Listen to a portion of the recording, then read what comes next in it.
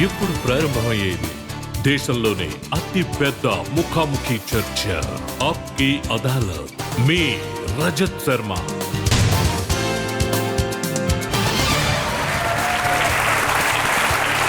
నమస్కారం, ఆప్కి అదాలత్కి మీకు స్వాగతం.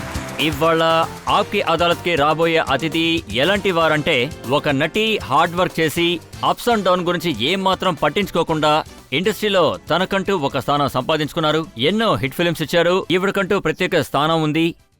Please welcome sensational Rani Mukherjee.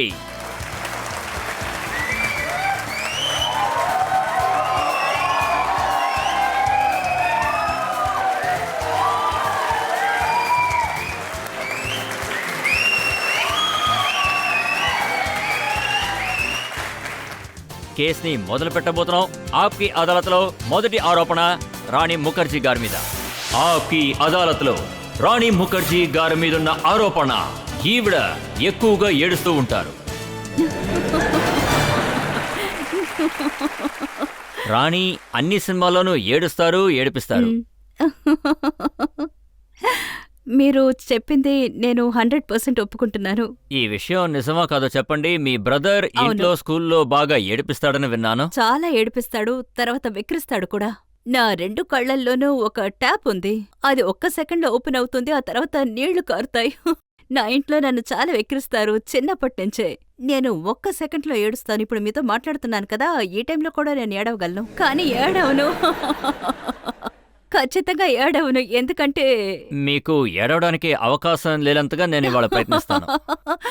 Thank you Rajat sir. కానీ ఇది నిజమో కాదో చెప్పండి. మీకు ఫస్ట్ టైం స్క్రీన్ టెస్ట్ జరిగినప్పుడు మీరు ఏడిచారు, అవునా కదా? చాలా ఏడ్చాను.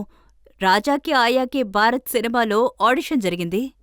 తర్వాత వాళ్ళు నాకు శారీ ఇచ్చారు.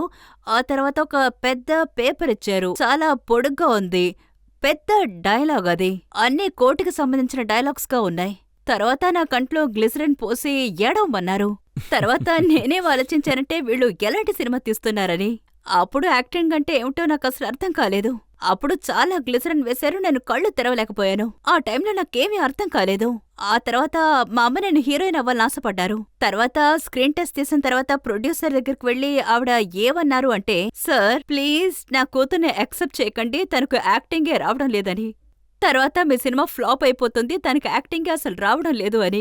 సో ఆ టైంలో నాకు అసలు ఏమీ తెలియదు, ఏ ఎక్స్పీరియన్సూ లేదు. I was just I think 15.5 or 16 years old. So ఆ టైంలో కోర్ డైలాగ్ గ్లిసరిన్ కంట్లో వేసి ఏడమన్నారు. సో న్యాచురల్ యాక్టర్గా ఉండడం వల్ల నాకు ఏడుపు ఆటోమేటిక్గా వస్తుంది.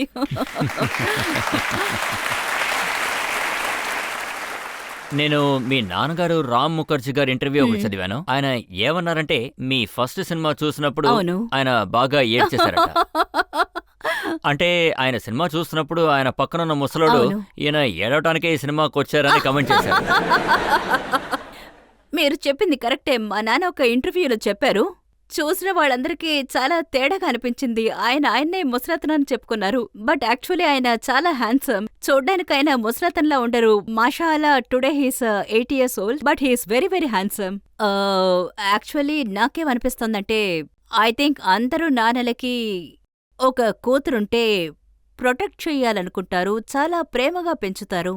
తర్వాత ఆ టైంలోనే నాన్నకి సెకండ్ బైపాస్ ఆపరేషన్ జరిగింది. తర్వాత ఆయన ఇన్సిస్ట్ చేశారు, తనకు ఆపరేషన్ పూర్తయి బయటకొచ్చేటప్పుడు నేను ఇంటికి వెళ్లకుండా గేటీ గ్యాలక్సీకే వెళతాను, నీ ఫిలింనే ముందు చూస్తాను. అలాగే ఆయన వీల్చైర్లోనే సినిమా చూశారు. ఆయనకి చాలా ఎక్స్పీరియన్స్ ఉంది. ఆ ఫిలిమ్స్ అని చూసేటప్పుడు ఆయనకి ఒక చోట రేప్ జరుగుతుంది, ఇంకొక చోట చూసారంటే జస్టిస్ దొరికింది. చాలా డ్రామాటిక్ ఫిల్మ్, అది dramatic film. So public claps కొట్టడం మొదలుపెట్టారు. అందరికీ చాలా నచ్చింది. I think he was so proud. ఆయనకి చాలా సంతోషం అనిపించింది, నా చిన్న కూతురు ఇప్పుడు పెద్ద స్క్రీన్ లో ఉంది, అది నేను చూస్తున్నాను అని. తన కన్నీళ్ళు అసలు ఆగనే లేదు. సో ఆయన ఒక ఇంటర్వ్యూలో కూడా చెప్పారు, హీస్ గాట్ సో ఎమోషనల్ అని. ఇవాళ కూడా ఆయన చాలా ఎమోషనల్ అవుతారు. నేను డాన్స్ ఆడటం చూస్తే కూడా ఆయన ఏడవడం మొదలు పెడతారు. అయినప్పటికీ మీ కెరీర్లో మీరు ఏడవాలనే రాసిపెట్టుంది. ఫస్ట్ సినిమాలో మీరు బాగా ఏడిచారు. రెండో సినిమా గురించి షారూక్ ఖాన్ గారు ఏమన్నారంటే, కుచ్ కుచ్ హోతా హై సినిమాకి అవును. ఆయనే మిమ్మల్ని రికమెండ్ చేశారు. అవును. కానీ ఆ సినిమాలో ఫస్ట్ సీన్ చూసారంటే మీరు చనిపోయే అవును. సీన్. చూసారంటే నా ఏడుపు, నా జీవితం ప్యారలల్‌గా వెళ్తూ ఉన్నాయి. చిన్నప్పుడు ఓపెన్ అయిన నా ట్యాప్ ఎప్పుడు క్లోజ్ అవుతుందో ఆ దేవుడికే తెలుసు. యాక్చువల్‌గా ఏడవడం చాలా బావుంటుంది. నాకు చాలా ఇష్టం.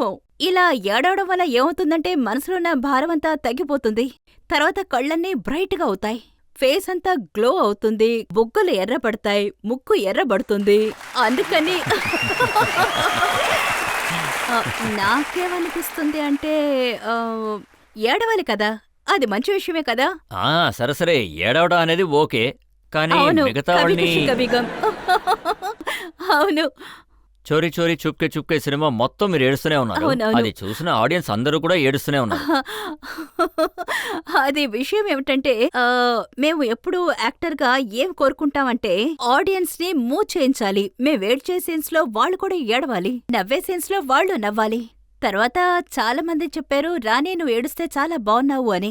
నాకు తెలియడం లేదు ఇది కాంప్లిమెంటా లేక చాలా బాగా ఏడుస్తున్నావు అంటారు. నేను థ్యాంక్ యూ అంటాను. అన్నిటికన్నా మీరు ఎక్కువగా ఏడ్చిన సినిమా బ్లాక్. అవును. అందులో మీరు చాలా అద్భుతంగా పర్ఫామ్ చేశారు. Thank you. కానీ ఎందుకని అందరూ ప్రొడ్యూసర్లు, డైరెక్టర్స్ మీకు ఏడ్చే సీన్లు మాత్రమే ఇస్తున్నారు? కొన్ని సినిమాల్లో చూసారంటే మీరు చనిపోయే రోల్, మరి కొన్ని సినిమాల్లో మీరు ఏడుస్తున్నట్టు. ఏడిపించే రోల్. మీరు బానే ఉన్నారు కదా, మీలో ఏం వెతుకుతున్నారు వాళ్ళు? ఐ థింక్ వాళ్ళకి అలా అనిపిస్తుంది అనుకుంటా. నా మొహం అలాంటి మొహం అని. నన్ను చూస్తే వాళ్లకు జాలిగా ఉందనుకుంటాను. అంటే రాణి ఏడుస్తే మనకు కూడా ఏడుపొస్తుంది అని. కానీ పబ్లిక్ మీరు ఏడవాలని అనుకోవట్లేదే. అందుకే నేను అయ్యా చేస్తున్నాను. అందరూ నవ్వాలి అని. అందరూ అయ్యా అని చెప్పి నవ్వాలి. మీ అందరికీ అయ్యా.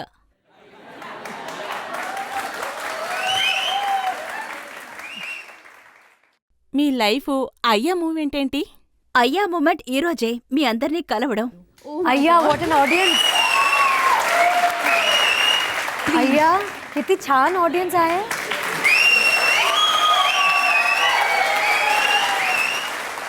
రాణి, నా దగ్గర చాలా ఆరోపణలు ఉన్నాయి. అయ్యా గురించి కూడా ఉంది. సరే. కానీ ఇప్పుడు మనం ఒక ఓకే. బ్రేక్ తీసుకుందాం. బ్రేక్ తర్వాత ఆప్కే అదాలత్లో రాణి ముఖర్జీ గారి మీదున్న ఆరోపణలు, ప్రశ్నలు కొనసాగుతాయి. అదేం పాటంటే राजा की आई है बारात मेरे आंगन में. ఆ పాటతో నాకు చాలా పాపులారిటీ వచ్చింది.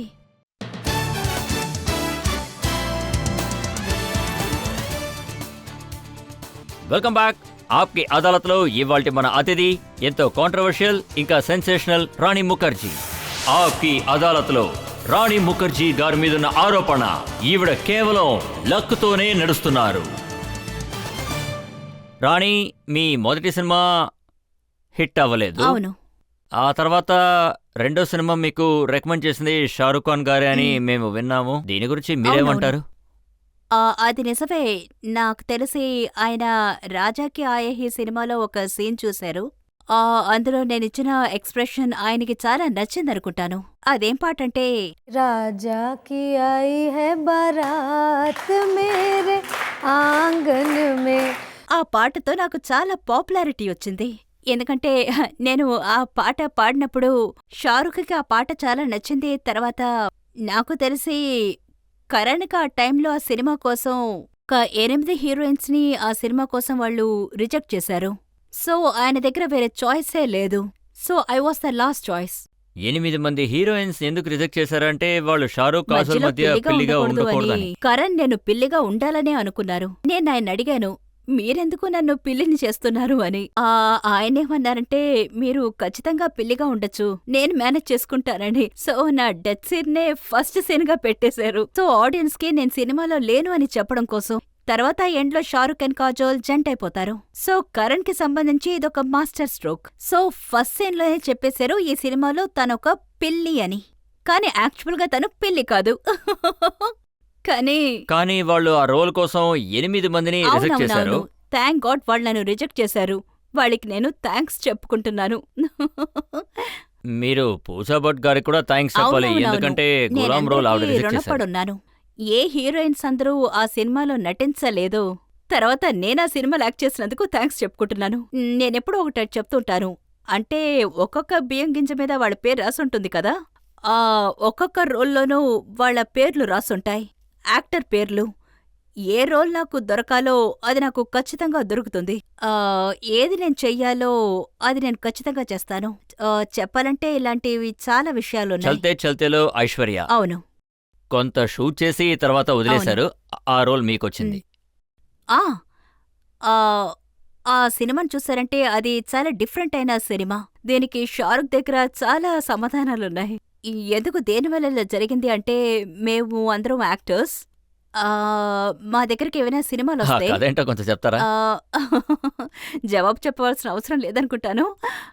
షారుఖ్ నాకు చాలా క్లోజ్ ఫ్రెండ్. చెల్తే చెల్తే మూవీ నా దగ్గరకు వచ్చినప్పుడు, ఈ మూవీని మీరు చేయాలని అడిగినప్పుడు నేను వెంటనే ఓకే అని చెప్పాను.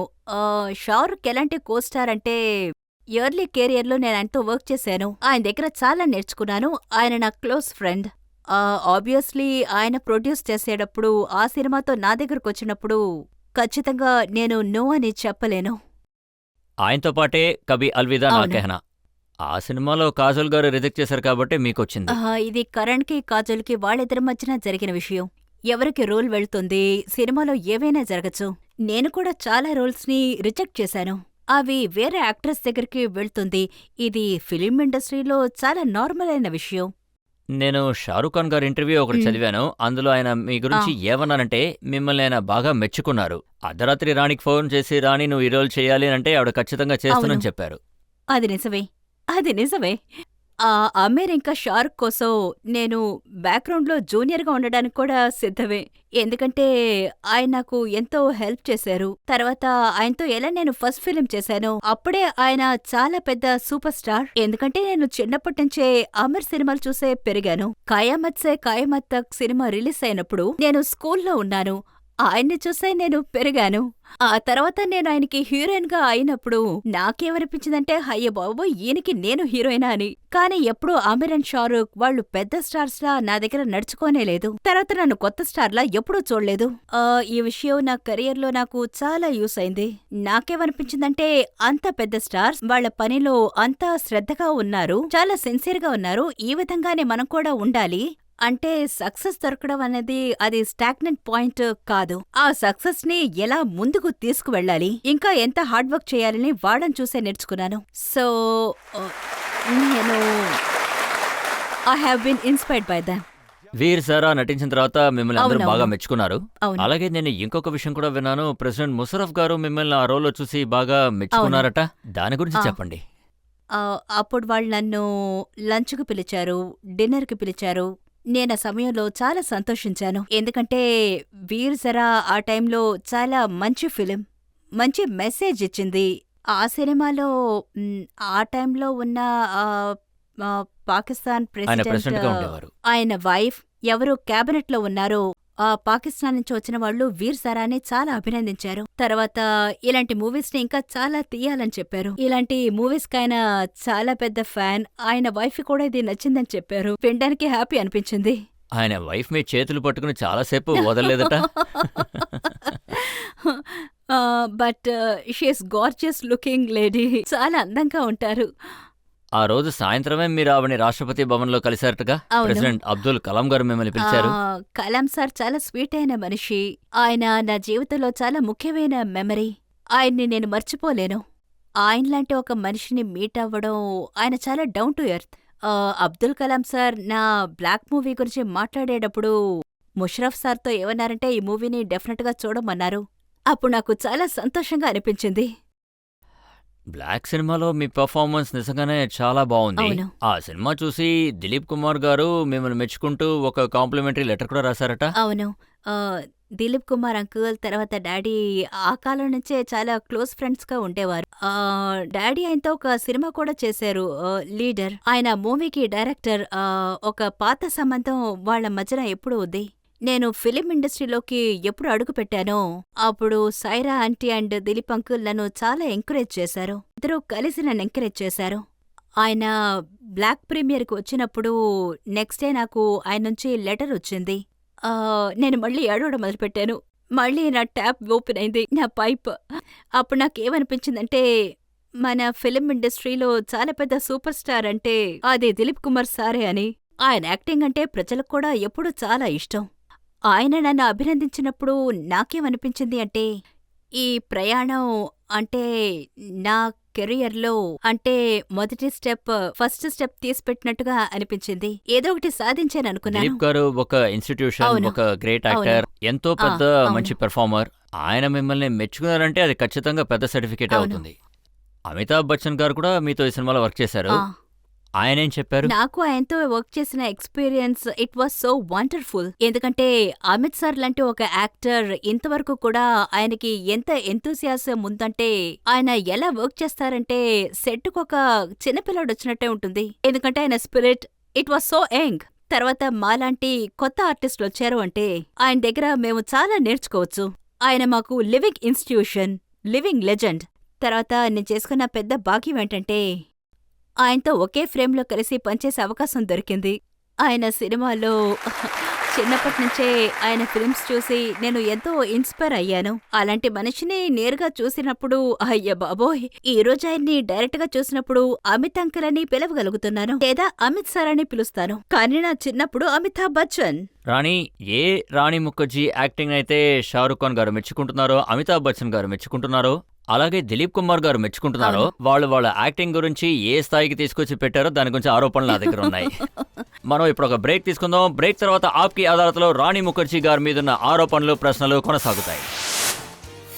ఇంతకు ముందు మీకు ఇష్టమైన పాట తుమ్ పాస్ ఆయే క్యూ ముస్కురాయే, తర్వాత ఇందులో ఒక పాట ఉంది డ్రీమమ్, వేపకం, వేకపం, క్రిటికల్, కండిషనం. ఏం మీ పాట ఇది? నోటితో వినడం చాలా బాగుంది.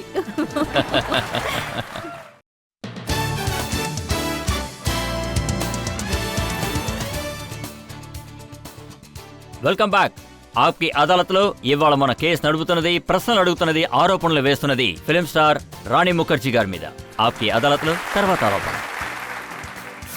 ఆప్కి అదాలత్లో రాణి ముఖర్జీ గారి మీదున్న ఆరోపణ. ఇప్పుడు ఈవిడ హద్దులు మీరి బోల్డ్ గా తయారయ్యారు. అయ్యా, రాణి, ఇప్పుడు మనం మాట్లాడుతున్నది బ్లాక్ లో అవును. మీ యాక్టింగ్ గురించి, అవును. వీర్ జారాలో ఆ. మీ యాక్టింగ్ గురించి. కానీ ఈ మధ్య న్యూస్ లో మీ గురించి ఏం వస్తుందో నేను చదువుతాను, చెప్పండి. కొంచెం వినండి. అయ్యా సినిమాలో రాణి గారి బోల్డ్ వేషం. అయ్యా సినిమాలో రాణి గారు పెడతారు సీన్ లో నిప్పు. అయ్యాలో రాణి గారి సెక్సీ సీన్స్. అయ్యాలో రాణి గారి స్కిన్ షో. అయ్యా సినిమాలో రాణి ముఖర్జీ గారు సెక్స్ తడక ఏంటో చూపించారు. నేనేమనుకుంటున్నానంటే ఈ హెడ్లైన్స్ మీకు ఇచ్చిన జర్నలిస్ట్ నంబర్ నాకు ఇవ్వండి. నేను వాళ్ళతో పర్సనల్గా మాట్లాడాలనుకుంటున్నాను. వాళ్ళందరికీ అయ్యా గురించి ఏం తెలిసిందని ఈ విధంగా వాళ్ళు రాస్తున్నారు. తర్వాత కానీ వాళ్ళందరూ ఏమంటున్నారంటే మీరు లైన్ ని క్రాస్ లేదు చేశారు. లేదు, నేను ఏ లైను క్రాస్ చేయలేదు. మీ అందరికి అది బానే నచ్చింది కదా, అది చాలు. ఆ, రాణి, నాకు గుర్తుంది, ఆ. కుచ్ కుచ్ హోతే సినిమాలో అవును. షారుఖ్ మీ బుగ్గల మీద కిస్ అవునవును. చేస్తారు. మీరు అప్పుడేమన్నారంటే నాకు బాగా ఇబ్బంది అనిపించింది, నేను వెనక్కి ఆ, వెళ్ళేదాన్ని అవును. అన్నారు. ఎందుకలా అయిందంటే నేను మీకు చెప్పాను కదా, నేను ఆమెర్ అండ్ షారుఖ్ మూవీస్ చూసే పెరిగాను అని. అలాగున్నప్పుడు ఒక 5th 6th స్టాండర్డ్ చదివే ఒక అమ్మాయి అమెరికాన్ని క్యూఎస్ క్యూటీలో చూసేటప్పుడు తనకు ఒక క్రష్ ఏర్పడింది. అదే మనిషిని ఇప్పుడు డైరెక్ట్ గా చూస్తే, సో నాకు అమ్మని చూస్తే నాకు సిగ్గొచ్చింది. మేడం సిగ్గు పడినా గానీ బానే ఉంటారు. ఆయన్ని చూసేటప్పుడు నా కళ్ళు ఆయన షూస్ మీదే ఉంటాయి. మీరేమంటారంటే నా కళ్ళని చూడు, నేనేమంటానంటే చూస్తాను యాక్షన్ చెప్పనివ్వండి, ఆ తర్వాత చూస్తాను అని. ఆయన నాకు నేర్పించారు, మన రొమాంటిక్ సీన్స్ చేసేటప్పుడు మన కళ్ళతో కనెక్ట్ చేయవలసింది చాలా అవసరం అని. కెమెరా స్టార్ట్ అవ్వకముందు నేను మీ కళ్ళని చూస్తున్నట్టుగా. ఓ, థ్యాంక్ యూ. సో షారుఖ్తో కూడా ఇలాగే జరిగింది. ఆ సాంగ్ కుచ్ కుచ్ హోతాలో तेरी याद न में तुझे याद न मेरी आए किसी से अब क्या कहना. ఒకవైపు కాజోల్ ఏడుస్తున్నారు, అప్పుడు ఆవిడ ట్యాప్ ఓపెన్లో ఉంది. ఇంకోవైపు నేను షారుఖ్ రొమాన్స్ చేస్తున్నాం. షారుఖ్ ఇప్పుడు నన్ను కిస్ చేయడానికి వచ్చారు. నేను ఇలాగా స్లోగా మూవ్ అవుతూ ఉన్నాను. నాకేమనిపించిందంటే షారుఖ్ మన బుగ్గ మీద కిస్ చేస్తారా? అయ్యో బాబోయ్! ఆ తర్వాత నేను పెద్దదాన్నయ్యాను. 17 ఇయర్స్ తర్వాత పర్వాలేదు. ఆ తర్వాత ఏమనిపించిందంటే ఇప్పుడు నేను పెద్దదాన్నయ్యాను, కిస్ చేయనివ్వండి పర్వాలేదు అని. బుగ్గ మీద కిస్ చేయడం వల్ల ఏమవుతుంది? తర్వాత నేను ఇప్పుడు నా బుగ్గని ఇలా చూపిస్తాను. ఇప్పుడు ఆ పాటలో ఆ అయ్యా అయ్యా పాటలో ఆ పాటలో ఇప్పుడు నేనేం చెప్తున్నానంటే ఇప్పుడు మీరు అయ్యా పాట చూశారు అంటే కావాలంటే నేను అది పాడి చూడండి, వినిపిస్తాను. అందులో ఒక కిస్ ఉంటుంది. మ్వా! ఇలాంటి. సో ఇప్పుడు నాకు ధైర్యం వచ్చింది. ఇప్పుడు మీరు చెప్పింది ఎలా ఉందంటే ఆ సీన్ లో నేను అలాగే అదరగొట్టేశాను. ఇంకా సింహాన్ని కళ్ళలోకి తిన్నగా చూసినంటారు. అంటే అంటే సీరియస్ రాణి నుంచి కలర్ఫుల్ రాణి అయిపోయారు. యాక్చువల్లీ బంటి బబ్లీలో బంటి అని ఒక రోల్ ఉంది. అంతకంటే ఒక స్టెప్ నేను ముందుకు వెళ్ళిపోయాను. అదే ఈ అయ్యాలో చాలా అల్లరితనంగా ఉంటాను. తర్వాత మీనాక్షి దేశపాండే తన హస్బెండ్ ని ఏంటేంటో చేస్తూ ఉంటుంది. ఈ సాంగ్ లో కొంచెం ఇంప్రూవ్మెంట్ ఉంటుంది మీరు చెప్పినట్టుగా.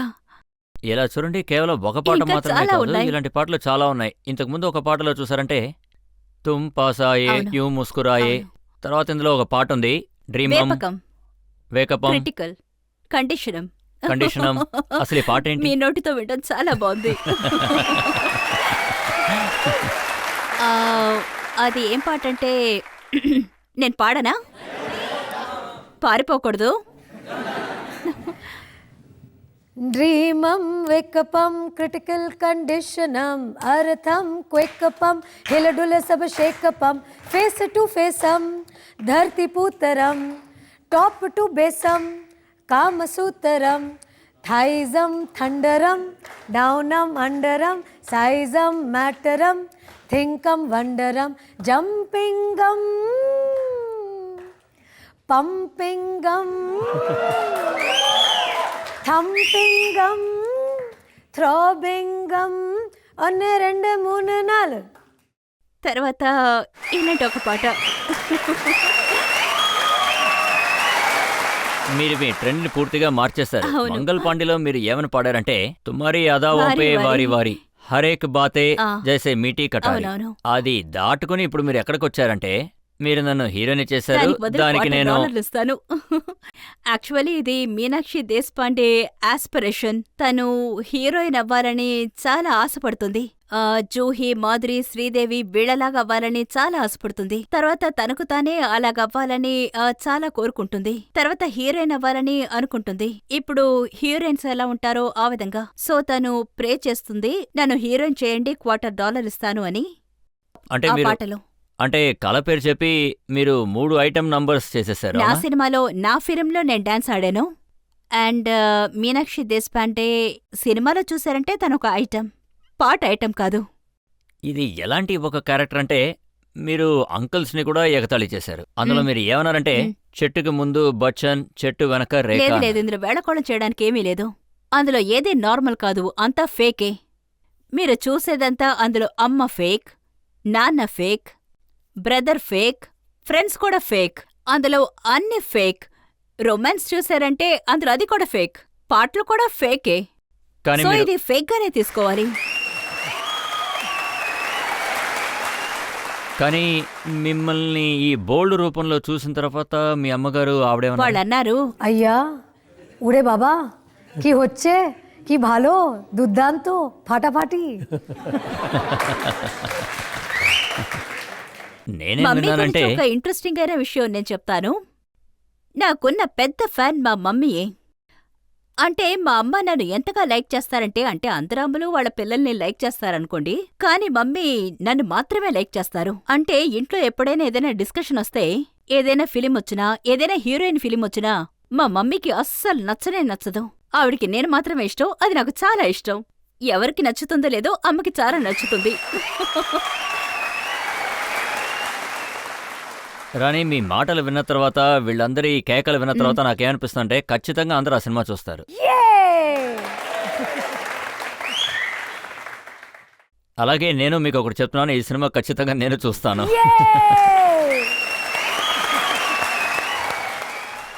ఇప్పుడు మనం ఒక బ్రేక్ తీసుకుందాం. బ్రేక్ తర్వాత రాణి ముఖర్జీ గారి మీద ఆరోపణలు, ప్రశ్నలు కొనసాగుతాయి.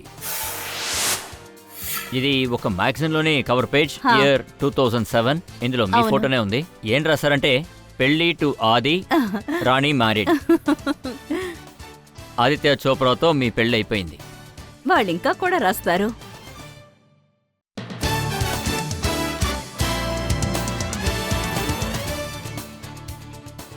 Welcome back. ఆప్కి అదాలత్లో ఇవాల్టి మన guest film star Rani Mukherjee. ఆప్కి అదాలత్లో తర్వాత ఆరోపణ. ఆప్కి అదాలత్లో రాణి ముఖర్జీ గారి మీదున్న ఆరోపణ. ఈవిడ సైలెంట్ గా కాంట్రవర్సీస్ ని క్రియేట్ చేస్తారు. రాణి ముఖర్జీ గారు, మీరు సైలెంట్ గా ఏం మాట్లాడకుండా చాలా ఫిలిం ఇండస్ట్రీలో కాంట్రవర్సీస్ ని క్రియేట్ చేస్తూ ఉంటారు. ఫిలిం ఇండస్ట్రీలో మిమ్మల్ని క్వీన్ ఆఫ్ కాంట్రవర్సీస్ అని అంటున్నారు. ఇది మీకు తెలుసా? అలాగా? నాకు తెలీదే. ఇప్పుడు ఇది మీరు చెప్పేంత ఇన్నసెంట్ అవునవును, అలాగే మీరు చెప్పినట్టే. నేను ఇలా ఉండడం నాకు గర్వంగానే ఉంది. మా అమ్మ నాన్న నన్ను పెంచిన విధం, వాళ్ళు నాకు మంచి అలవాట్లు నేర్పించి పెంచారు నన్ను. తర్వాత నేను కాన్ఫిడెంట్గా చెప్పగలను, నేను ధైర్యంగా చెప్పగలను that I'm a good girl. సరే, ఈ గుడ్ గర్ల్ గురించి అవును. న్యూస్ పేపర్స్ లో మ్యాగజైన్స్ లో ఏం రాస్తున్నారో చూద్దాం. చెప్పండి. అభిషేక్ బచ్చన్ ఆయన పెళ్లికి మిమ్మల్ని పిలవకపోవడం వల్ల మీరు చాలా కోపంగా ఉన్నారట.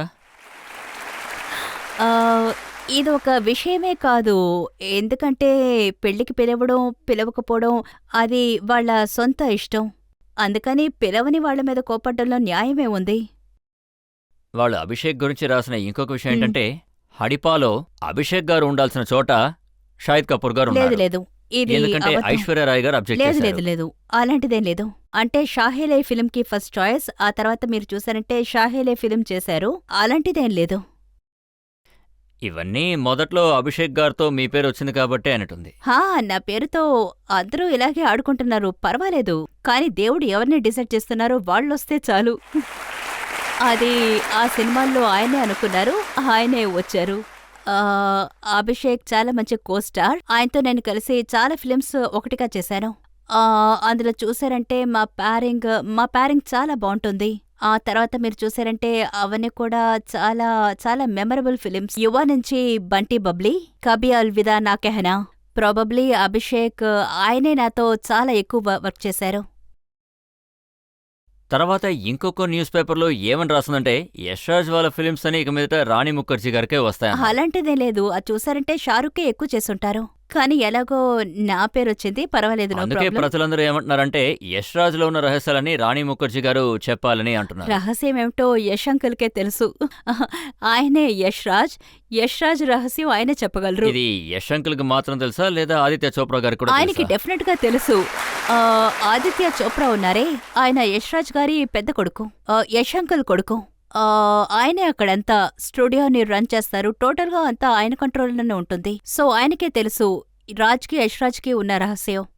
సరే, ఈ రహస్యం చెప్పండి. చెప్పండి. ఇది ఒక మ్యాగజైన్ లోని కవర్ పేజ్. ఇది ఆ. 2007 లో వచ్చింది. అవునవును. ఇందులో ఏం రాసిందంటే, పెళ్లి టు ఆది రాణి మ్యారీడ్. ఆదిత్య చోప్రా గారితో మీ పెళ్లి అయిపోయింది. అవును, వాళ్ళిష్టానికి రాస్తారు. దానికి కూడా ఏమైనా చెప్పాలా? మరి అలా చెప్పాలి అంటే నేను ఈరోజు కూడా చెప్తాను నేను సింగిల్ అని.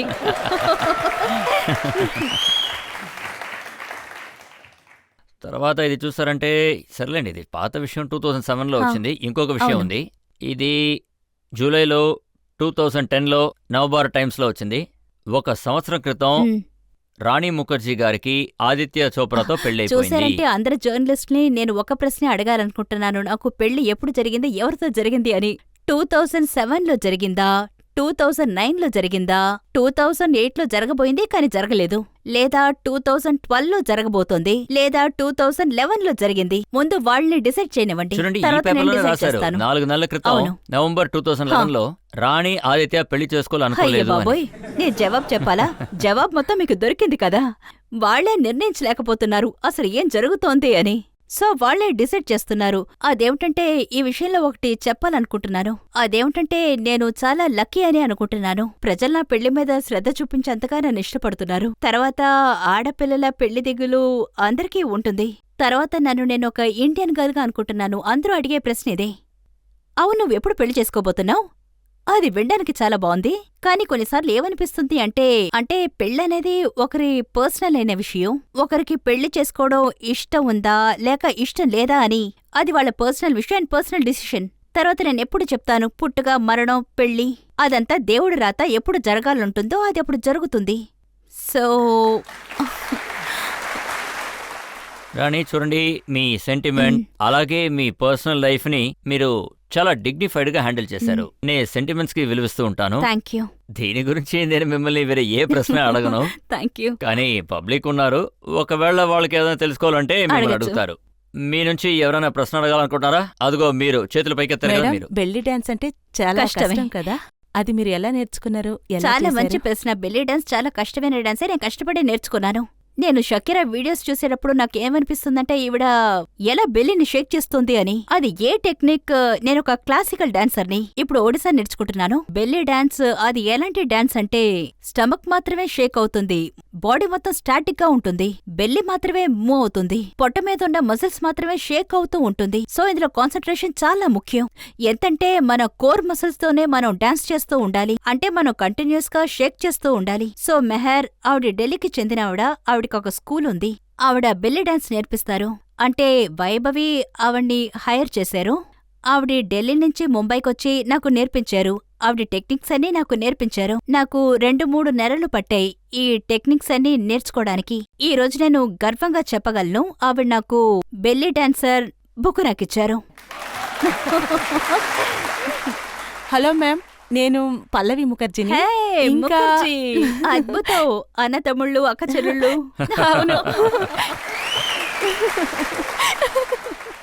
మేడం, మీరు ఒకవేళ యాక్టర్ అవ్వకపోతే ఏం చేసి మీ ఉండేవారు? యాక్సెంట్ చాలా స్వీట్ గా ఉంది. Thank you ma'am. ఒకవేళ నేను యాక్టర్ అవ్వకుండా ఉండుంటే 2 పిల్లలకి తల్లినయ్యుండి ఆడియన్స్ గా అక్కడ కూర్చొని ప్రశ్నలు అడిగేదాన్ని. రాణి, మేము మిమ్మల్ని అన్ని రకాల ప్రశ్నలు అడిగాం. మీ ఫిలిం గురించి, మీ కెరీర్ గురించి, అలాగే పర్సనల్ లైఫ్ గురించి కూడా అడిగాం. నిజం చెప్పాలంటే మీరన్నిటికీ చాలా ఓపెన్ గా, చాలా చక్కగా సమాధానం ఇచ్చారు. అవును. ఇప్పుడు మనం ఒక బ్రేక్ తీసుకుందాం. బ్రేక్ తర్వాత ఆప్కి అదాలత్ లో ఇవాల్టి జడ్జి అయిన శశి సని గారి తీర్పేంటో మనం అందరం విందాం.